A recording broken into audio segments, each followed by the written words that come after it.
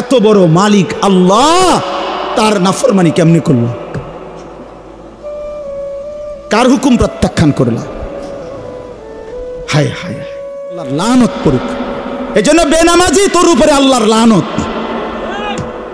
তোর উপরে আল্লাহর গজব, তোর উপরে আল্লাহর লানত। আল্লাহ রাসূল সাল্লাল্লাহু আলাইহি ওয়াসাল্লাম বলছে প্রথম মিনিট নাফরমানের কবরে যখন ফেরেশতারা তাকে ছেড়ে দিয়ে আসবে, প্রশ্নের জবাব দিতে পারবে না, আল্লাহ তাআলা বলবেন ফেরেশতাকে ফাআফরিশুহু মিনান নার, এই ফেরেশতারা এই বেঈমানের কবরের মধ্যে জাহান্নামের বিছানা বিছায়া দে, তার গায়ে জাহান্নামের পোশাক পরায়া দে, ওয়ালবাসুহু মিনান নার। এরপরে নবী বলেন কবরের মাটি তারে প্রথম মিনিটেই ডান দিকের মাটি একটা ধাক্কা মারবে, বাম দিকের মাটি ডান দিকে চলে আসবে, ডান দিকের হাড্ডি পাঁজরের হাড় ভাঙ্গা বাম দিকে যাবে গা, বাম দিকের গুলো ভাঙ্গা এদিকে চলে আসবে। তাখতালিফা আদলাউহু, এইভাবে অর্থ হইল ডান পাশের হাড় বাম পাশে ঢুকে যাবে, বাম পাশের গুলো ডান পাশে ঢুকে যাবে।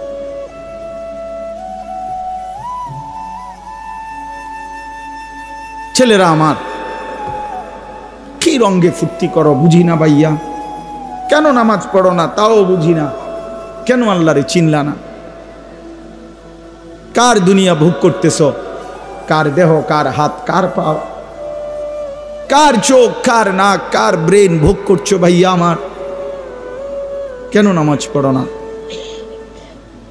যে নামাজ পড়ে না সে তো মানুষ না, যার কপালে সেজদা নাই সে তো জানোয়ার, সে জানোয়ার। যার কপালে সেজদা নাই তুই বেটা মানুষ না, বেটা তুই হাইওয়ান, জানোয়ার বেটা, জানোয়ার, 100 জানোয়ার বেটা, 100 জানোয়ার। যে কপালে সেজদা নাই তুই কিসের মানুষ বেটা?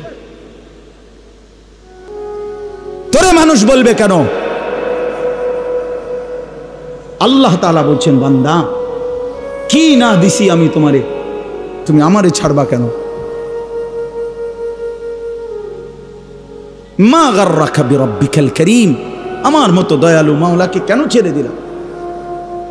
ফাবিআইয়ি হাদিসিন বা'দাহু ইউমিনুন, আল্লাহ বলে 23টা বছরে বান্দা আমি আমার রাসূলের কি পরিমাণ ঘাম ঝরাইলাম, রক্ত ঝরাইলাম, পেটে পাথর বাঁধাইলাম, দান দান শহীদ করলাম, না খাইয়া না ঘুমাইয়া রক্ত ঝরাইয়া আমি 23টা বছরে আল্লাহর কোরআন আমি নাজিল করলাম। এরপরে এর চাইতে দামি আর কি বললে, এর চাইতে দামি কোন কথা বললে আমার রাসূলের মতো, এর চাইতে দামি কারে পাঠাইলে, এর চাইতে দামি আর কোন কিতাব দিলে তুই আমার কথা মানতা? কোরআনের চাইতে আর দামি কি দিলে আমারে মানতা? মুহাম্মদ আরবির চাইতে বড় দামি আর কারে পাঠাইলে? আমরা আসলে বাপ আমার সবাই বুঝছেন, আমাদের আসলে কোনো জবাব থাকবে না, কারণ আমাদেরকে আল্লাহ তাআলা কোরআনও দিছে সর্বশ্রেষ্ঠ, রাসূলও দিছে সর্বশ্রেষ্ঠ। ফাবিআইয়ি হাদিসিন বা'দাহু ইউমিনুন, রব্বুল আলামিন বলেন এর চাইতে উত্তম আর কোন কথা বললে ইউমিনুন ঈমান আনতা, আর কেমনে বললে বান্দা আমারে সেজদা দিতা, আর কোন নবী পাঠাইলে তুমি আমারে বিশ্বাস করতা? আখিরি নবী পাঠিয়েছি, সবচেয়ে প্রিয় বন্ধুকে পাঠিয়েছি, যে বন্ধুর হাসলে আমার আরশ দোলে, যে বন্ধু কাঁদলে আমি রব্বুল আলামিনের কায়নাত নড়ে ওঠে। এমন প্রিয় বন্ধু, এমন আপনজনকে দিলাম, এতটা কলিজার টুকরা তোমাদের জন্য দিলাম, বিনিময়ে এভাবে প্রত্যাখ্যান কেমনে করলা? জিজ্ঞেস করবে। চলে শেষ কথা,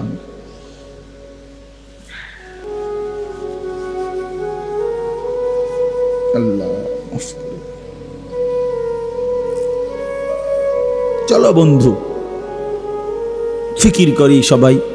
আল্লাহ তাআলা বলেন প্রতিটা মুত্তাকি, যে মুত্তাকি মানে গুনাহ থেকে বাঁচে, নেক আমলে অভ্যস্ত, আল্লাহ বলেন মুত্তাকি মানেই মুমিন, কারণ ঈমান ছাড়া মুত্তাকি হয় না। ঠিক আছে না?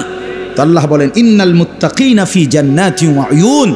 আল্লাহ তাআলা বলেন আমি আল্লাহ ওয়াদা দিলাম মুত্তাকির জন্য, ইন্নাল মুত্তাকি, নিশ্চয়ই প্রতিটা মুমিন মুত্তাকি বান্দা এরা থাকবে ফি জান্নাতিন, আমার অগণিত জান্নাতের মধ্যে, ওয়া উয়ুন, এবং শুধু জান্নাত না, ঝর্ণা ধারা বেষ্টিত, নহর বেষ্টিত, নহর, 4টা নহর 24 ঘন্টা আমার জান্নাতি বান্দার সাথে থাকবে।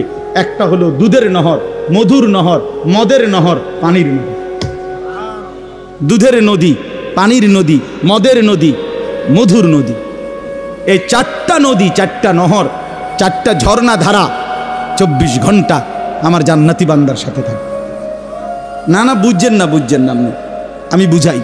অর্থাৎ এমন না এটা, এ মনে করেন এখানে 4টা ড্রামের মধ্যে দুধ, মধু, মদ, পানি আছে, তো সবার জন্য অনুমতি 24 ঘন্টার মনে করেন।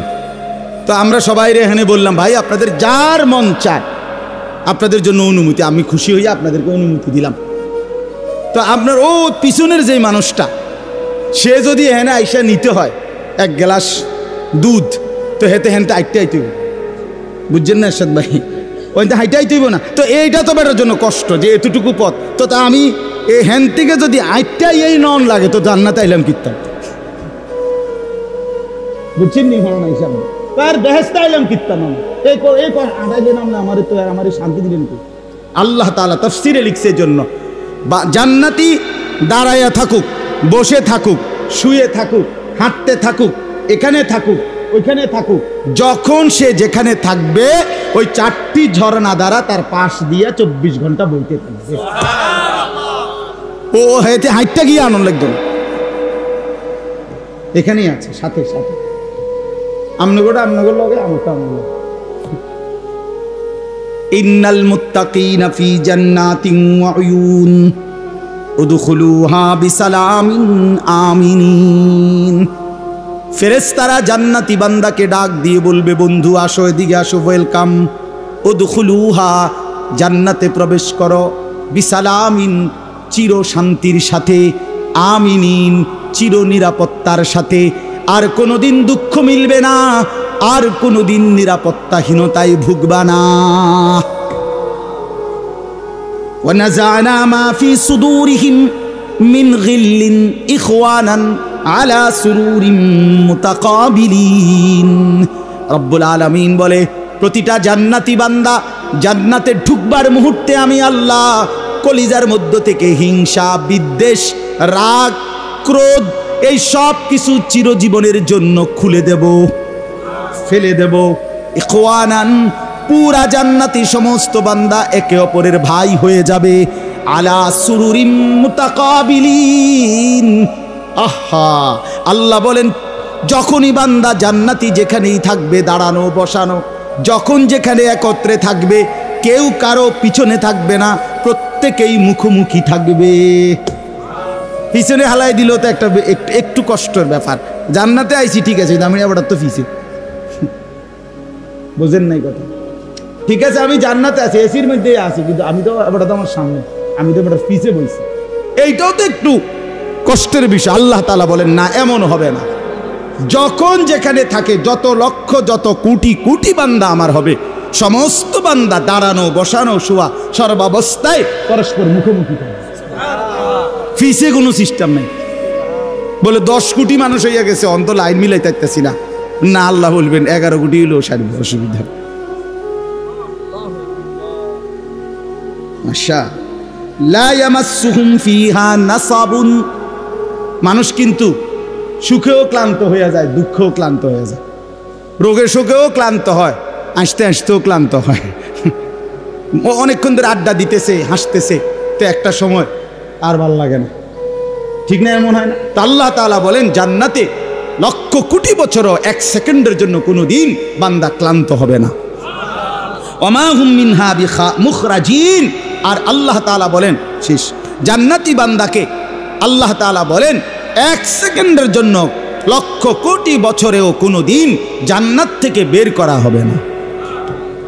এবার শেষ কথা শুনেন, আমার কথা শেষ। আল্লাহ তাআলা বলেন, বন্ধু এই কথাটা খেয়াল করেন, ছেলেরাও বাবারাও। আল্লাহ বলে, বন্ধু আপনি এবার বলে দেন, জান্নাতের কথা শুননা যদি আমার কোনো বান্দা মনে মনে ভাবে যে আল্লাহ কথা তো ভালো, জান্নাতে তো যাওয়া দরকার, যাইতে তো মন চায়, তা আমি যে পরিমাণ গুনাহ করছি হুজুর, যে পরিমাণ নাফরমানি করছি, আমি কেমনে যাবো, আমার তো গুনাহ অনেক বেশি। তা আল্লাহ বলেন, নাব্বি ইবাদি আন্নী আনাল গফুরুর রহিম। বন্ধু বলে দেন, বান্দা গুনাহ যত বেশি হোক কোনো অসুবিধা নাই, আমি আল্লাহ গফুর রহিম, আমি চূড়ান্ত ক্ষমাশীল, আমি চূড়ান্ত দয়াবান। আসমান পর্যন্ত যদি গুনাহ পৌঁছে যায়, কসম আল্লাহর আমি ওয়াদা দিলাম মাফ করে দেব। শুধু গুনাহ ছেড়ে দাও, আমার কাছে ফিরে আসো, চোখের পানি ফেলে মাফ চাও, আর করবা না, ওয়াদা দাও আমি 90 বছরের গুনাহ একসাথে মাফ করে দেব, মাফ করে দেব। তোমার জন্যই তো বানাইছিলাম জান্নাত বান্দা, আমি রাখতে দিয়ে লাভ কি, তুমি তো দিতেই চাই। ওয়া আন্না আযাবি হুয়াল আযাবুল আলীম। এই সর্বশেষ আল্লাহ বলছে যে হে বান্দা, এই দেখেন কথাটা শেয়ার, ছেলেরা তোমরা বলো ভাই শোনো, শেষ কথা আল্লাহ তাআলা নবীকে বলছে, বন্ধু এতভাবে বললাম, জান্নাতের সৌন্দর্যের বর্ণনা দিলাম, আমি মাফ করে দিমু কইছি, হয় ফিরে আসলে মাফ, 90 বছর হোক 70 বছর হোক, আসমান পরিমাণ হোক, এরপরও আমি বলছি গুনাহ যদি ছেড়ে দেয়, আবার নতুন করে যদি আমার ইবাদত শুরু করে, আমি পিছনেরটা কি করে দেব। এরপরেও যদি কেউ গাদ্দারি করে, গাদ্দারামি করে, আল্লাহ বলে আমার কথা পাত্তা না দেয়, তো আপনি তারে বলে দিয়েন আন্না আযাবি হুয়াল আযাবুল আলীম। এই নাফরমান মনে রাখিস, আমি আল্লাহর আযাব কিন্তু বড়ই ভয়ানক। তুই মনে রাখিস বান্দা, আমি কিন্তু আযাবও দেব বড় সাংঘাতিক, আযাবুল আলীম। আমি বলছিলাম, কতভাবে বললাম তোরে মাফ করে দেব, তুই এরপরও গাদ্দারি করলি, পাত্তা দিলি না, ঠিক আছে আসিস, আমার আযাব দেখবি কেমন আযাব। এই জন্য আমরা যদি প্রত্যেকেই ফিকির করি, হিম্মত করি, দয়া করে আমার সবগুলো নওজোয়ান ভাইদের কাছে অনুরোধ করলাম, বাবা চাচাদেরকে অনুরোধ করলাম, আমরা সবাই মিলে ইনশাআল্লাহ আল্লাহর দিকে ফিরব, ঠিক আছে না? ইনশাআল্লাহ গুনাহ ছেড়ে দেই, ইবাদতে অভ্যস্ত হই, বিশেষ করে 5 ওয়াক্ত নামাজ আমরা সবাই ধরে ফেলি, আল্লাহ বরকত দিব। ছেলেরা তোমরাও ঠকবা না ভাই, ঠকবা না, শুরু করো তো, হিম্মত করে শুরু করলেই আল্লাহ খুশি হয়। যুবক সেজদা দিলে আল্লাহর আরশ নড়ে ওঠে, সেজদা দিলেই আল্লাহ খুশি। নওজোয়ান ছেলে, নওজোয়ান সেজদা দিলে আল্লাহ বলে আরশ আজিম থেকে যে যুবক সেজদা দিলি, আমি তোর ওয়াদা দিলাম হাসরের ময়দানে আমার আরশের নিচে ছায়া তোরে আমি নিলাম। এই জন্য আমার বলার উদ্দেশ্য হলো যে কথাটা, আখিরাত আল্লাহ তাআলা আমাদের জন্য নির্ধারণ করেছেন, এটা নিশ্চিত, এটা ইয়াকিন রাখতে হবে। আগুনে পুড়লে যেমন পুড়ে যায়, এটা যেমন আমার ইয়াকিন, আখিরাত তার চাইতে বড় ইয়াকিন। মৃত্যু হবেই, কবর হবেই, হাসরের মাঠ হবেই, আমার আমলনামা, আমার পুরা জিন্দেগির প্রতিটা সেকেন্ড নিঃশ্বাস, এটার হিসাব আমি আমার হাতে নিতেই হবে। এই হিসাবের খাতাটা নিয়ে আল্লাহর মুখোমুখি দাঁড়াইতে হবে এবং মিজানের পাল্লার সামনে ওজনের জন্য দিতে হবে। ফুলসিরাত পার হতেই হবে, জান্নাত কিংবা জাহান্নামের ঠিকানায় আমারে যেতেই হবে। এই কথা খোদার কসম মুসলমান ভুলতে পারে না, এই কথা ভুললে মুসলমান থাকে না, এই কথা মনে না পড়লে সে মুসলমান হয় না, মুসলমান হয় না। মুসলমান মানে যার জিন্দেগির প্রথম শব্দ আখেরাত, এরপরে দুনিয়া, আগে আখেরাত এরপরে দুনিয়া। আমাদের ফেনী জামিয়া রশিদিয়া মাদ্রাসার মুহতামিম, বাংলাদেশের একজন শ্রেষ্ঠ বুজুর্গদের একজন, হযরত মাওলানা মুফতি শহীদুল্লাহ দামাত বারাকাতুহুল আলিয়া, হযরত বলতেন যে শিক্ষা দীক্ষা, আমরা বলি যে শিক্ষা দীক্ষা, শিক্ষা অর্থ হলো ইলম, জ্ঞান অর্জন, আর দীক্ষা হলো আখলাক অর্জন। মানে চরিত্র অর্জন। মূলত এর দুইটা দোনোটাই অর্থবোধক শব্দ। অর্থাৎ যেমন কাগজ টাগজ, কলম টলম, এর টলমের কোনো অর্থ নাই, কাগজের কোনো কি নাই, এটা এরকম না। শিক্ষা দীক্ষা দোনোটাই গুরুত্বপূর্ণ শব্দ। শিক্ষা মানে হইল এলম, জ্ঞান, আর দীক্ষা মানে হইল আখলাক, জীবন গঠন। তো হযরত বলেন যে মূলত বলা উচিত দীক্ষা শিক্ষা, অর্থাৎ জ্ঞান অর্জন যেটুকুই হোক হোক, আখলাক পুরাটা হোক। বুঝেন নাই কথাটা? ফার্স্ট বয় ক্লাসের, লাস্ট বয় ক্লাসের দুইজনেই মেধায় কম হইতে পারে, রুল নাম্বার কম বেশি হইতে পারে, কিন্তু রাসূলুল্লাহ সাল্লাল্লাহু আলাইহি সাল্লামের সুন্নাতের অনুসরণ, 5 ওয়াক্ত নামাজ জামাতে পড়া, টয়লেট বাথরুমে অজু ইস্তেঞ্জায় সুন্নত তরিকা পালন করা, হালাল হারাম বাইসা চলা, মা বাবারকে সম্মান করা, উস্তাদকে ইজ্জত করা, নিজের চেহারা সুরত শরীর পাক পবিত্র রাখা, মনে করেন, এবং নিজের মধ্যে উত্তম গুণাবলী তৈরি করা, এটা যেন হয় বরাবর। প্রথম ছাত্রটাও লাস্ট ছাত্র। এই জন্য বুঝাইলাম আর কি, যে দুনিয়া যার যেটুকুই হোক, যার দুনিয়া যেটুকুই অর্জন হোক, আখেরাত যেন হয় শতভাগ। দুনিয়া খোদার কসম বন্ধু, লক্ষ কোটি চেষ্টা করিলেও দুনিয়া সমান বানাইতে পারবেন না। সমান বানা আল্লাহর ওয়াদা, এটা কোরআন শরীফে আছে, ইন্না রব্বি ইয়াবসুতুর রিজকা লিমান ইয়াশা ওয়া ইয়াকদির। আল্লাহ বলেন দুনিয়ায় আমি যাকে ইচ্ছা সম্পদ বেশি দেই, ইয়াবসুতু, আবার যাকে ইচ্ছে করি আমি তারে কমায় দেই। এখানে শিক্ষার কিচ্ছু নাই, একেবারেই না। শিক্ষা দীক্ষা অর্জন করেও, মানে পড়ালেখা করেও অনেকের সম্পদ যে পরিমাণ, মূর্খ বকলম, নামটাও দস্তখত দিতে জানে না, টিপসই দেয়, এমন কোটি কোটি মানুষ আছে যাদের অর্থ সম্পদ, দুনিয়ার ক্ষমতা, প্রভাব প্রতিপত্তি শিক্ষিত মানুষের চাইতে কোটি গুণ বেশি। তো হেতে করতে আনলো, এটা ওইতে করতে আনলো কিভাবে, কোন যুক্তিতে সে এত সম্পদের অধিকারী হল? এক ঘরের 2 সন্তান, আপন মা 2 ফুতেরই আদর কইরা দিছে, দোয়া কইরা দিছে, মা দনোজনেরই কল্যাণ কামনা করে, কিন্তু 1 ফুতের অনেক সম্পদ, আর 1 ফুত ফকির। এমন হলো কেন? এমন হলো এজন্য দোস্ত আমার, দুনিয়া সমান করা যায় না, দুনিয়া সমান করা যায়। কোরআন শরীফে আল্লাহ তাআলা বলছে, যত লোক দুনিয়া চায় আমি ততজনরে দুনিয়া দেই না, আমি যে কয়জনরে দুনিয়ার সম্পদ দিতে চাই কেবল তাদেরকেই দেই। আল্লাহ বলছে কোরআনে, যতজন দুনিয়ার যতটুকু সম্পদ চায়, যে যা চায় আমি তা দেই না, আমি যদ্দুর ইচ্ছা করি তদ্দুর দেই। কিন্তু আল্লাহর কসম, আল্লাহ বলছে যতজন আখিরাত চায়, জান্নাত চায়, তো আমি যেটা বলছি ঈমান আর নেক আমল বুঝাইয়া দিলে আমি আল্লাহ ওয়াদা দিলাম প্রত্যেককে জান্নাত দিয়ে দেব। জান্নাত চাইবে যতজন, দিমু তত। দুনিয়া যতজন চাইবে অতজন দেব না। সবাই বিদেশ গেছে, কিন্তু সবাই কোনো হমান টেয়া কামাইছে না। এর মূল্য কেন? দুনিয়া যতজন চায় অতজন দেয় না। এটা আল্লাহর ফয়সালা দুনিয়ার ব্যাপারে এমন, আখিরাতের ব্যাপারে ভিন্ন। ওয়ামান আরাদাল আখিরাতা ওয়া সাআ লাহা সাইয়াহা ওয়া হুয়া মুমিন। রব্বুল আলামিন বলেন, যারা যারা আখিরাত চায় আর ঈমান ঠিক রেখে আখিরাতের মেহনত করে, আমল করে, ফাউলাইকা কানা সাইয়ুহুম মাশকুরা। আমি রব্বুল আলামিন তাদের প্রত্যেকের মেহনত কৃতজ্ঞতার সাথে গ্রহণ করে নেব। সবাইকে দেব, ফকিরকেও জান্নাত দেব, ধনীকেও জান্নাত দেব। শর্ত হইল ঈমান, শর্ত হইল আমার গোলাম।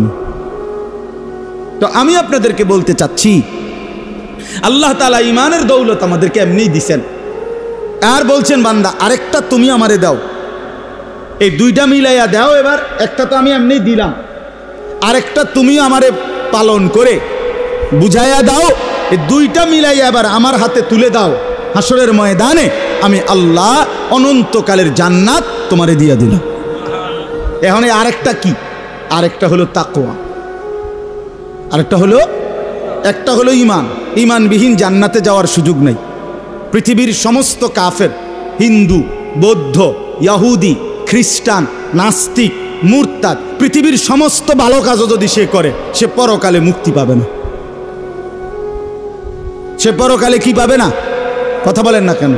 হ্যাঁ, আপনি যদি বলেন এটা আপনার বাড়াবাড়ি কথা, অথবা আপনি যদি বলেন এভাবে বলা উচিত না, এভাবে কোনো কাউকে আঘাত করা ঠিক নেই, এই সমস্ত ফাঁকনা কথার অর্থ নেই, এসব ফালতু কথার কোনো অর্থ নেই। আল্লাহর কোরআন যেটা বলছে এটাই কথা।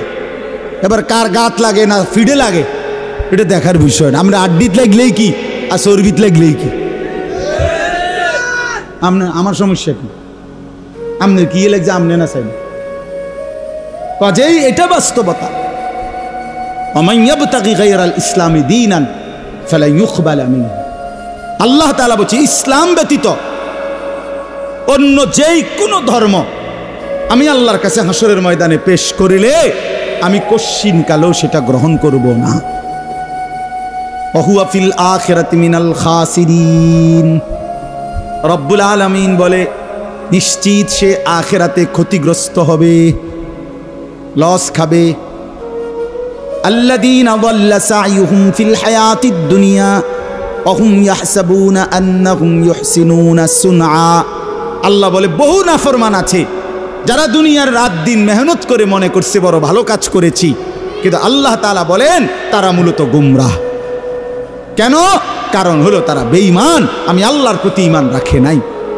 আমার প্রতি ঈমান না রাইখা রাসূলুল্লাহ সাল্লাল্লাহু আলাইহি ওয়াসাল্লামের প্রতি ঈমান না আইনা এরপরে যদি কেউ পৃথিবীর সব ভালো কাজও করে তারপরও পরকালীন মুক্তি মিলবে না।